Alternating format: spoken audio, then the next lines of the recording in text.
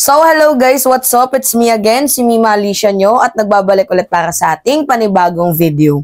So, mga minamahal, meron pong palusot itong si Vice President Sara Duterte tungkol dito sa isa sa 7 sa kanyang mga staff na, diba, tumakas, which is itong si Zuleika Lopez.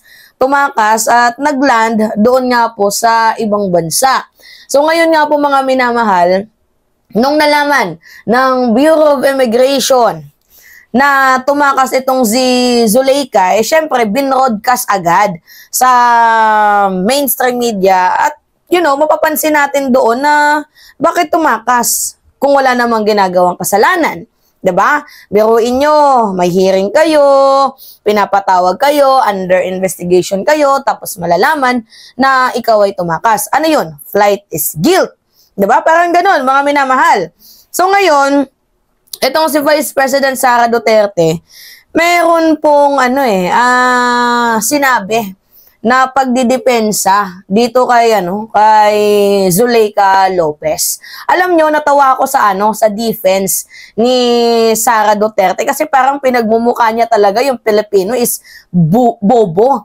Pinagmumukha ni Sara Duterte yung Pilipino is tanga, walang utak, 'di ba? Pinagmumukha niya talaga mga minamahal na parang hindi nag-iisip, makitid kung mag-isip ang Pilipino sa kanyang ginawang palusot. So ngayon nga po mga minamahal, basahin natin. Ito po yung sabi ni Sara Duterte patungkol sa kanyang chief of staff, 'di ba? Na tumakas doon nga po sa ibang bansa. Sabi ni Sara Duterte, the OVP chief of staff travel was personal and unrelated to her employment with the OVP. So sa madaling sabi mga minamahal, dito sa first part ng palusot ni Sara Duterte, ang sinasabi niya, yung kanyang tauhan, yung kanyang chief of staff, nag-travel po yun for personal issue. Hindi po about sa trabaho or about kung may tinatakasan ba siya. Ito po is purely personal. Alam mo Sara, hindi naman kasi sakop ng batas yung tawag dito, yung kanilang travel, hindi sakop ng batas na malaman ng Pilipino kung ano yung gagawin nila doon sa ibang bansa. 'Di ba? Hindi alam ng Pilipino kung ano yung gagawin nila doon sa ibang bansa. Kahit sabihin mo pa man yan na yan ay quite personal, ang problema kasi dito hindi niya man lang in-indicate anong reason, anong klaseng pagka-personal. Kung totoong may sakit, pwede namang sabihin na may sakit yung pamilya ko, I need to go back, may sakit yung ko, kailangan ako, emergency. Hindi naman po mabigat yun, di ba? Na umamin ka na, emergency, kailangan kong pumunta doon. Diba? Pero yung visa, mga minamahal, ina-apply pa yun eh. Diba? Ina-apply pa yun at nag-expired yung visa. At isa pa, bakit ngayon lang nataon sa panahon na binigyan na kayo ng lookout bulletin? Ngayon pa lang umalis. Doon nakakapagtaka. Pero kung ibibigay mo yung reason na emergency, kailangan ko ng bumalik ng ng United States para anuhin yung pamilya ko, matatanggap pa namin. Valid pa yung reason. Pero yung sasabihin lang na personal, parang hindi namin kayang bigyan ng level na anong klaseng pagka-personal. Diba? May mga ganun eh. Kasi ang indication talaga nito, parang pinatakas ni Sara Duterte para ayaw pagsalitain itong kanyang mga miyembro. Diba? Napakasimple lang naman. Tinatanong, kasi may nakitang barikada, may nakitang anomalya mga minamahal eh. Paulit-ulit na perma, diba? 100 plus na paulit-ulit na pagkakamali. Diba? Kaya magtataka ka na lang nauubusan na nga sila ng rason kung kani-kaninong pangalan na lang yung ginagamit nila. Diba? Sa alleged misuse of funds, sa 125 million confidential funds. So, alright. Patuloy tayo sa sinasabi ni Kaindayan.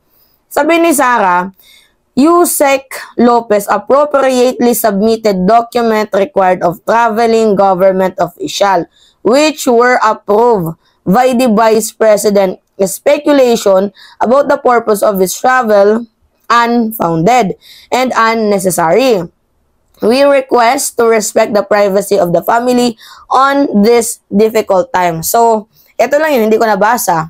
Sinabi pala ni Sara Duterte, aminado pala siya, admitted pala siya, mga minamahal, may admission na siya pala ang nag-approve sa pagtakas ni Zuleika papuntang ibang bansa. So, pinatakas mo nga. Tama nga yung hinala namin na pinatakas mo nga.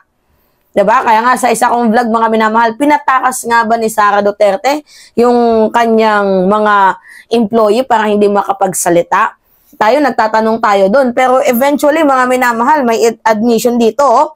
Sabi pa nga ni Sara Duterte, tawag dito, Yusek Lopez appropriately submitted document which documents required of traveling government official which was approved.